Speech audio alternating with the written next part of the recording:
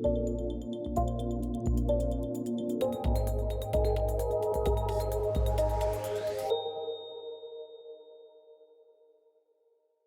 to another episode of ILTACON TV, live from ILTACON 2023 in Orlando, Florida. I'm Beth Ann Stubing. I'm joined today by David Wong from Thomson Reuters. Welcome, David. Thanks for having me. I'm excited about ILTACON. This is our second largest conference ever and our 43rd ILTACON. How many have you been to? Is this your first? It's actually my first. All right. Although technically I attended the virtual one. ILTACON. Yes, ILTACON. It wasn't quite not quite the same experience. It's not certainly the same experience, but I'm glad you were able to do something beforehand. Mm-hmm. How are you finding it? It's spectacular. Okay. I mean, the chance to be able to have this many legal tech experts, nerds, aficionados. I love the nerds label. Yep, keep going. In one place, and also just a unique set of customers, unique set of users, and then the diversity of the entire industry. I feel like anyone who's anybody, like if there's a name in legal tech, they're here. They're here. Yeah. Right. It's unique. Yeah, it's definitely a little bit different than every other legal conference because it does cross kind of the gamut, having both members and partners here, all of the SMEs in all of the fields across everything from KM to IG. Mm-hmm. And we're certainly going to talk about generative AI, which really feels like the buzzword this year, but it's not so much a buzzword, but we'll get there in a little bit. Mm-hmm. It's been a big couple of months for you guys. We'll talk briefly about that since we saw case sticks a little bit earlier today. But how do you feel? Do you feel that this is definitely the time in legal to be in legal tech? 100%.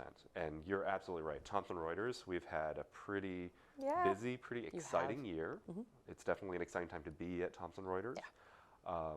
But I can't think, I mean, I've only been at Thomson Reuters now for 3 years. Okay.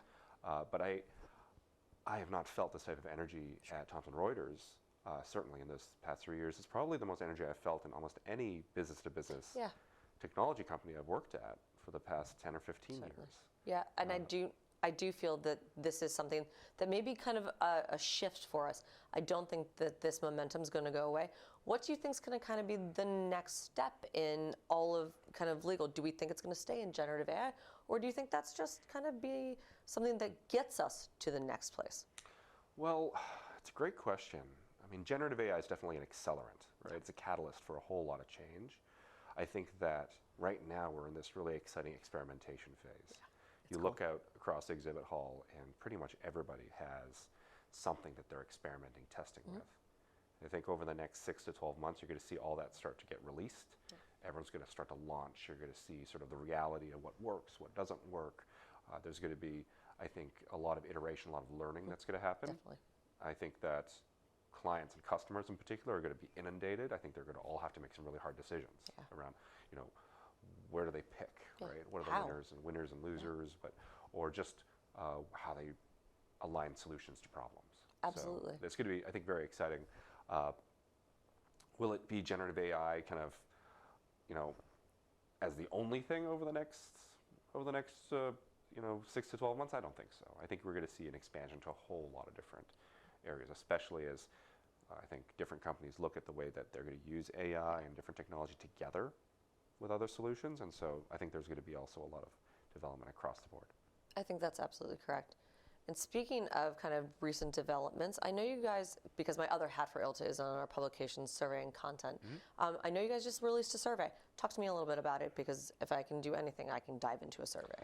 Absolutely. So just today, we announced our Future of Professionals survey. So this is something which we have actually been working on for the past couple of years. We have had this really strong philosophy that we can only build products effectively. We can only really think about how to build the strategy of our company if we know where our customers are going. Sure.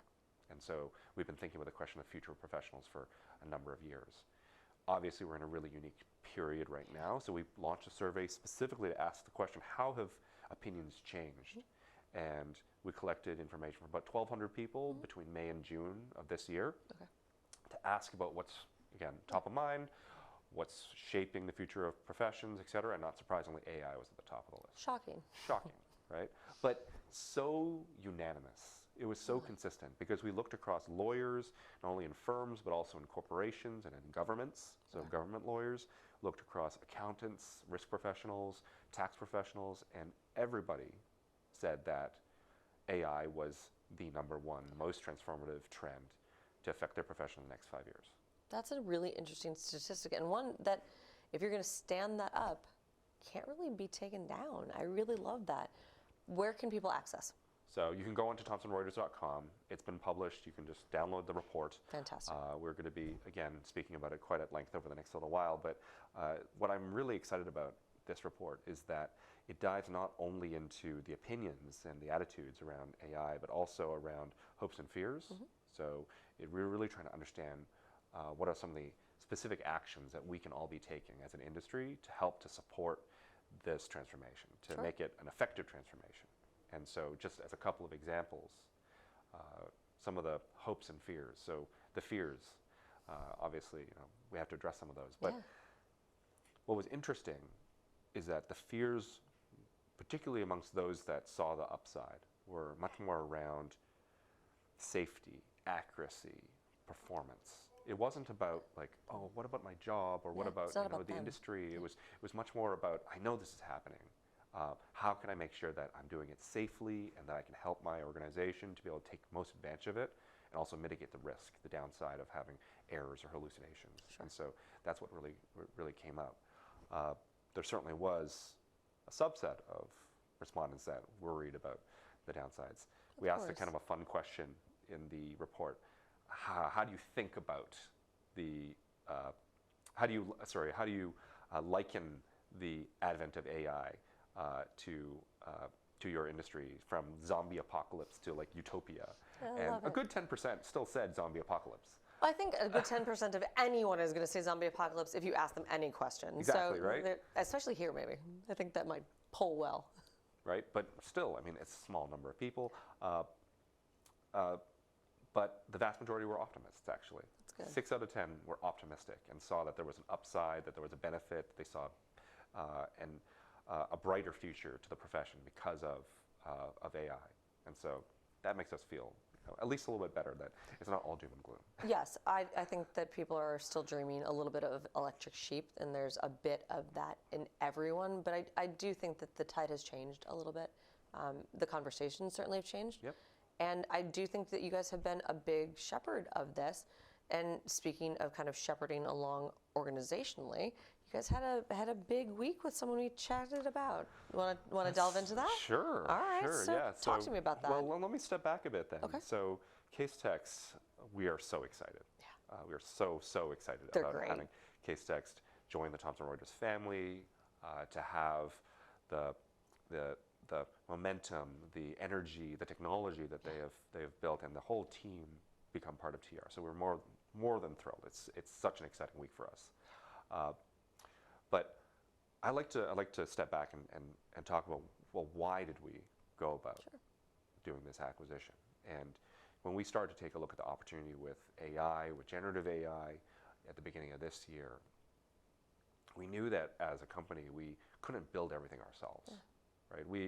We have always applied a build, buy, and partner strategy, and we realized that we had to do all three to really deliver for our customers. Sure. That we had our resources and our skills to be able to build, and that's why we announced all of the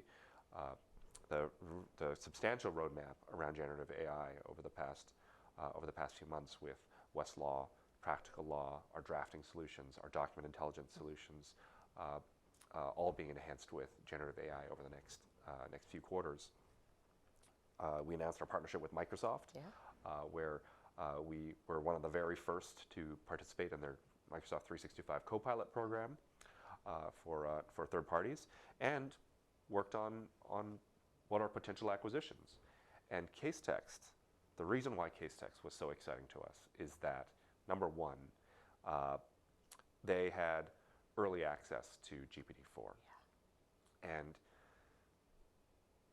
the reason why that was so exciting for us is that they had practical experience learning how to use the technology. And that head start, it is almost double the experience of almost any other company out there, because it's, generative AI, GPT-4 has only been around for a few months. So I think that was number one. Number two is that they were one of the very few companies that had access to the AI technology, but also had access to content. And everything that we looked at when we looked at at the application of generative AI led us to the conclusion that if you don't have great content, if you don't have reference data at the heart, you're not going to be able to create a good answer. Not at all. There's no way to mitigate hallucination unless you have really great source content. And because they had reference information, they had primary law content, they could build tools which were rooted in fact. And then finally, just the team. Like it's a spectacular team, Yeah, right? they're great. And so we were thrilled as we got to know them better, to understand their vision, to understand how optimistic, how aggressive they were about. They really believe strongly, and I don't think you can duplicate that. Right, right. And so those are a few different reasons why we're really excited about them. We actually looked at what the potential could be when bringing the companies together. It also became evident that it was a better together story, that our content, our expertise, our attorney editors, our workflows that we have built with our customers, our existing customer relationships, all were, again, better together opportunities with case text, that bringing Westlaw, bringing practical law, bringing our reference attorneys all into the fray in combination with co-counsel would create something which is better for our customers. And even our early testing, I can't speak in a lot of detail today because we're just in these early days, but Very even early testing showed that there was measurable improvement in quality and performance, and we can't wait to share more. I can't wait to hear more. Over the next few weeks and months as we share our combined roadmap. That is not only useful, but it's kind of cool. You have to admit, it's kind of cool. It's kinda cool. super exciting right now. I do feel like being both a legal technologist and certainly having the conversations with both you and with case text guys today, twice actually, was a wonderful way to get to know not only the people, but the products. I am incredibly grateful for the time. One more quick question, if you have time. Yeah, absolutely. If somebody wanted to, if they, for some reason, have been living under a legal tech rock for the last few months and didn't have any idea what was going on, if they want to stop by the booth, what booth are you at? We're at booth 2411, 2411. 2411. And if they wanted to get the 30-second elevator pitch about what's cool, what's new, what's happening next, and why TR, what would you tell them? I'd say, number one, we are going to lead in the application of AI for lawyers and for legal technologists, that we are going to help save time and effort in the work that lawyers do, and that we are going to do that safely, responsibly, and address the biggest ethical and privacy challenges as part of it as well, that we are unique, I think, in the marketplace to do that. And then finally, that we're going to not take our foot off the gas when it comes to our content, that we believe that content is still going to be at the heart of all this, and the Thomson Reuters, we are uniquely positioned to expand, to grow, to strengthen that content that we have, and it's going to be at the heart of everything that we do. Content will always be king. Thank you so much, David. I'm glad you were able to join today. Thank you.